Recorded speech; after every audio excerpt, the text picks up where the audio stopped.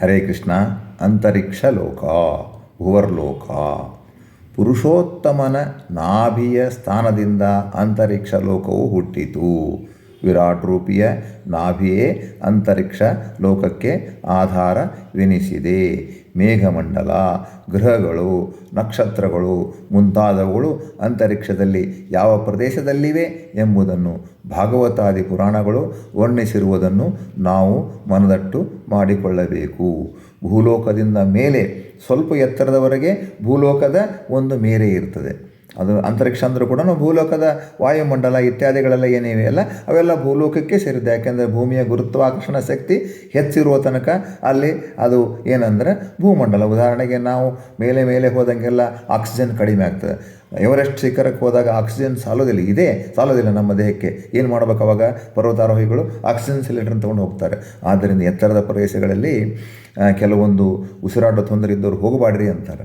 ಯಾಕೆಂದರೆ ಅವರಿಗೆ ಆಕ್ಸಿಜನ್ ಕಡಿಮೆ. ಈ ರೀತಿ ಮೇಲೆ ಮೇಲೆ ಮೇಲೆ ಭೂಮಿಯಿಂದ ಸ್ವಲ್ಪ ಲೆವೆಲ್ ತನಕ ಅದು ಭೂಮಿಗೆ ಸಂಬಂಧ, ಮತ್ತು ಅದಕ್ಕಿಂತ ಮೇಲೆ ಇರ್ತಕ್ಕಂಥದ್ದು ಅಂತರಿಕ್ಷ ಲೋಕಕ್ಕೆ ಸಂಬಂಧ. ಪೊಕ್ಕಳ ಭಾಗದಿಂದ ಅಂತರಿಕ್ಷ ಲೋಕ ವ್ಯಕ್ತವಾಯಿತು. ನೋಡಿ, ಇದರ ವರ್ಣ ಉಕ್ತಿಯಿಂದಲೇ ಕೇಳಿ ಮೇಘಾದಿ ಮಂಡಲವು ಉಕ್ತ ಕ್ರಮದಿಂದ ಯೋಜನದ ಭೇದ ದಿಕ್ಕುಪಾಲಕರುಂಟು. ಅಲ್ಲಿಗಲ್ಲಿಗೆ ದೇವ ಲಕ್ಷ್ಮೀ ರಮಣನು ವಾಲಗವ ಕೊಂಬುವನು ಇಕ್ಕೆಲದಲ್ಲಿ ಉಳಿದ ದೇವತೆಗಳುಂಟು. ಪರಮಾತ್ಮನ ರೂಪದ ಚಿಂತನೆಯನ್ನೇ ನಾವು ಅಂತರಿಕ್ಷ ಲೋಕದಲ್ಲಿ ಮಾಡಬೇಕು. ಅಂತರಿಕ್ಷ ಲೋಕ ಭಾಳ ವಿಶೇಷ ಇದೆ. ಇದರ ಬಗ್ಗೆ ನಾವು ವಿಜ್ಞಾನಿಗಳು ಏನೆಲ್ಲ ಹೇಳಿದ್ದಾರೆ, ನಮ್ಮ ಒಂದು ಈ ಪುರಾಣಗಳು ಹೇಳಿದಂಥ ವಿಚಾರಗಳ ಜೊತೆಗೆ ಅವುಗಳನ್ನು ನಾವು ಹೇಗೆ ಅನುಸಂಧಾನ ಮಾಡ್ಕೋಬೇಕು, ಹೇಗೆ ನಾವು ಅಡ್ಜಸ್ಟ್ ಮಾಡಿ ಅದನ್ನು ನಾವು ಏನಪ್ಪ ಅಂದರೆ ಯಾವುದೇ ಡೌಟ್ ಇಲ್ಲದಂಗೆ ನಾವು ಅಧ್ಯಯನ ಮಾಡ್ಬೇಕಂತಕ್ಕಂಥದ್ದು ಭಾಳ ವಿಶೇಷವಾದ ವಿಚಾರ. ಇದನ್ನು ಹಾಗೆ ಆವಾಗ ಇದ್ರ ಬಗ್ಗೆ ತಿಳ್ಕೊಳ್ತಾ ಹೋಗೋಣ. ಈಗ ನಮ್ಮ ಧರ್ಮ ಗ್ರಂಥಗಳಲ್ಲಿ ಯಾವ ರೀತಿ ಹೇಳಿದೆ, ಭಾಗವತದಲ್ಲಿ ಯಾವ ರೀತಿ ಹೇಳಿದೆ, ಅದನ್ನು ಮಾತ್ರ ತಿಳ್ಕೊಳ್ಳೋಣ. ಶಿಂಸುಮಾರ ರೂಪಿ ಪರಮಾತ್ಮ ಸುವರ್ಣಮಯವಾದ ಪರ್ವತ, ರುಕ್ಕುಮ ಪರ್ವತ ಎನಿಸಿರುವ ಮೇರು ಪರ್ವತ. ಸುವರ್ಣಮಯವಾದ ಪರ್ವತ ಅದು ರುಕ್ಕುಮ ಪರ್ವತ. ಮೇರು ಪರ್ವತವು ಭೂಮಂಡಲದ ಮಧ್ಯದಲ್ಲಿ ಸ್ಥಿತವಾಗಿರುತ್ತದೆ, ಅದು ಗೊತ್ತು. ಅದು 16,000 ಯೋಜನ ಭೂಮಿಯಲ್ಲಿ ಹುದಿಕೊಂಡಿದೆ. 84,000 ಯೋಜನ ಭೂಮಿಯ ಮೇಲೆ ಅಂತರಿಕ್ಷದಲ್ಲಿ ನಿಂತಿದೆ. ಅಂದರೆ 1,00,000 ಯೋಜನದಲ್ಲಿ 84,000 ಯೋಜನ ಮಾತ್ರ ಕಾಣುವುದು, 16,000 ಯೋಜನ ಕಾಣೋದಿಲ್ಲ. 16,000 ಯೋಜನ ಭೂಮಿಯ ಬುಡದಲ್ಲಿದೆ.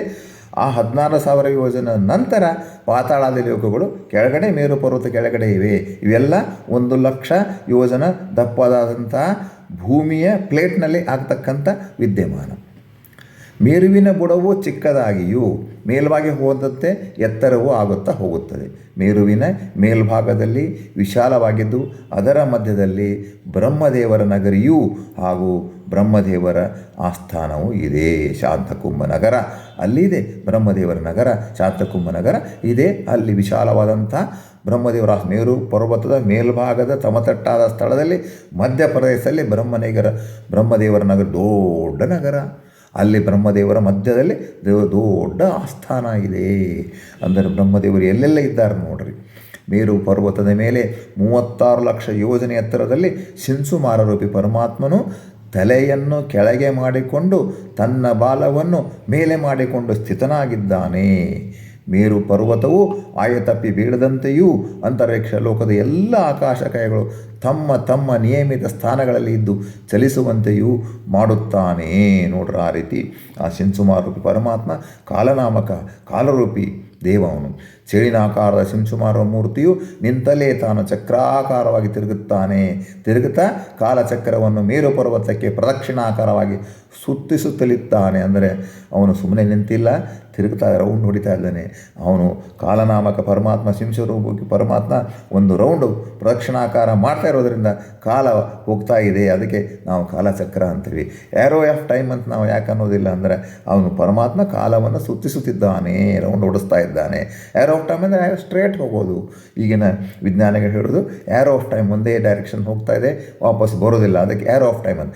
ಏನಂದರೂ ಕೂಡ ಏನು ವಿಶೇಷವಾಗಿ ಕಾಲಚಕ್ರಕ್ಕೆ ನಾವು ಮಹತ್ವವನ್ನು ಕೊಟ್ಟಿದ್ದೀವಿ. ಎರಡೂ ಒಂದೇ ಸ್ಕೀಮ್ ಆದರೂ ಕೂಡ ಕಾಲಚಕ್ರವನ್ನು ಪರಮಾತ್ಮ ತಾನೇ ಸುತ್ತುತ್ತಾ ಕಾಲವನ್ನು ಸುತ್ತಿಸ್ತಾ ಇದ್ದಾನೆ.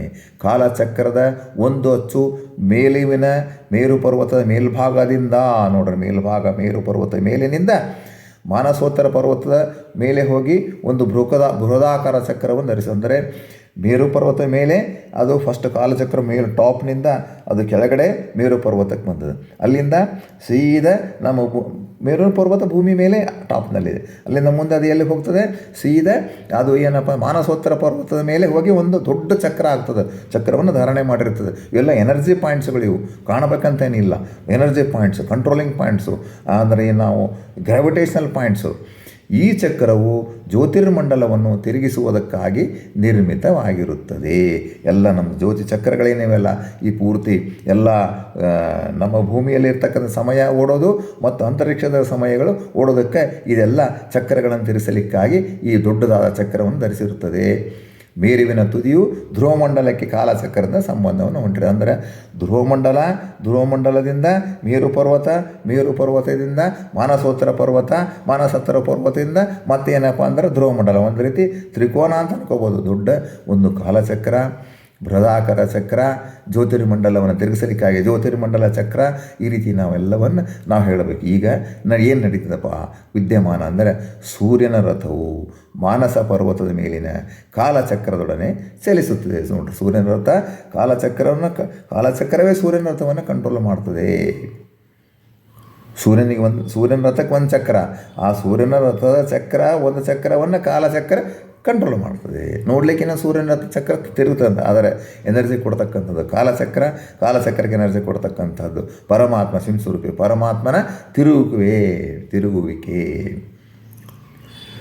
ಜ್ಯೋತಿರ್ಮಂಡಲದಲ್ಲಿ ಬೇರೆ ಬೇರೆ ಎತ್ತರಗಳಲ್ಲಿ ಅಸಂಖ್ಯಾತ ಪಥಗಳಲ್ಲಿ ಸೂರ್ಯಾದಿ ಗ್ರಹಗಳು, ನಕ್ಷತ್ರ ಪುಂಜಗಳು, ರಾಶಿಗಳು, ಸಿದ್ಧರು, ಗಂಧರ್ವರು ಇತ್ಯಾದಿಗಳು ತಮ್ಮ ವಾಹನಗಳಲ್ಲಿ ರಥಗಳಲ್ಲಿ ಸಂಚರಿಸುತ್ತಾರೆ. ನೋಡ್ರಿ, ಜ್ಯೋತಿರ್ಮಂಡಲ ಏನಂದರೆ ಇದು ಒಂದು ಆಕಾಶದಲ್ಲಿ ಅನೇಕರು, ಏನು ಸೂರ್ಯ ಇದ್ದಾನೆ, ಚಂದ್ರ ಇದ್ದಾನೆ, ಗ್ರಹಗಳು, ಅನೇಕ ನಕ್ಷತ್ರ ರಾಶಿ ಪುಂಜಗಳು, ಗ್ಯಾಲಾಕ್ಸಿಗಳಿವೆ, ಏನೇನೋ ಟ್ರಿಲಿಯನ್ಸ್ ಗ್ಯಾಲಾಕ್ಸಿಗಳು, ಬಿಲಿಯನ್ಸ್ ಆಫ್ ಲೈಟ್ ಇಯರ್ ದೂರ ನಮ್ಮ ಮಿಲ್ಕಿ ವೇ 1,00,000 ಏನಪ್ಪ ಅಂತಂದರೆ ಲೈಟ್ ಇಯರ್ ಅಷ್ಟು ವಿಶಾಲವಾಗಿದೆ. ಮತ್ತು ಬೇರೆ ಹೇಳ್ತಾರೆ ಸಿದ್ಧರು, ಗಂಧರ್ವರು, ಚಾರಣರು ಇತ್ಯಾದಿ ತಮ್ಮ ವಿಶೇಷವಾದ ವ್ಯಕ್ತಿಗಳು ಕೂಡ ತಮ್ಮ ವಾಹನಗಳಲ್ಲಿ ರಥಗಳಲ್ಲಿ ತಮ್ಮ ಒಂದು ಲೋಕ ಅನ್ಕೊಡ್ರಿ, ಅದಕ್ಕೆ ಒಂದು ಏನೋ ಒಂದು ಗ್ಯಾಲಾಕ್ಸಿ ಅನ್ಕೊಡ್ರಿ ಸಂಚರಿಸ್ತಾರೆ. ಇದು ನಾವು ದೊಡ್ಡದಾಗಿ ತಿಳ್ಕೊತ ಹೋಗಬೇಕು. ಎಲ್ಲ ಅಂತರಿಕ್ಷ ಕಾಯಗಳಿಗೆ 2 ರೀತಿಯ ಚಲನೆ ಇದೆ. ಒಂದು ಜ್ಯೋತಿರ್ಮಂಡಲದೊಡನೆ, ಅದು ಅಫ್ಕೋರ್ಸ್ ಅದು ಕಂಪಲ್ಸರಿ ಇದೆ. ಪರಮಾತ್ಮ ತಿರುಗಿಸ್ತಾನೆ ಇದೆ. ಎಲ್ಲರೂ ನಾವು ಒಲ್ಲೆ ಅಂದರೆ ಕೇಳಂಗಿಲ್ಲ. ನಾವು ಒಲ್ಲೆಪ್ಪ ಅಂದ್ರೆ ಕೂಡ ಸಮಯ ಓಡೋದಿಲ್ವಾ, ಸಮಯ ತಿರುಗ್ತಾನೆ ಇರ್ತದೆ. ಜ್ಯೋತಿರ್ಮಂಡಲದೊಡನೆ ಒಂದು ಚಲನೆ ಹಾಗೂ ಜ್ಯೋತಿರ್ಮಂಡಲದಲ್ಲಿ ತಮ್ಮ ಪಥದಲ್ಲಿ ಇನ್ನೊಂದು ಚಲನೆ. ಉದಾಹರಣೆಗೆ ಅದು ತಾವು ಜ್ಯೋತಿರ್ಮಂಡಲದ ತಾನು ತಿರುಗ್ತಾನೆ ಇರ್ತವೆ, ಮತ್ತು ಅವು ಕೂಡ ತಾವು ಮತ್ತೆ ಪಥದಲ್ಲಿ ತಿರುಗ್ತಾ ಇರ್ತವೆ. ಒಂದೇ ಚಕ್ರವುಳ್ಳ ಸೂರ್ಯನ ರಥವು ಮಾನಸ ಪರ್ವತದ ಮೇಲಿಂದಲೇ ಕಾಲ ಚಕ್ರದೊಡನೆ ಚಲಿಸುತ್ತಾವೆ.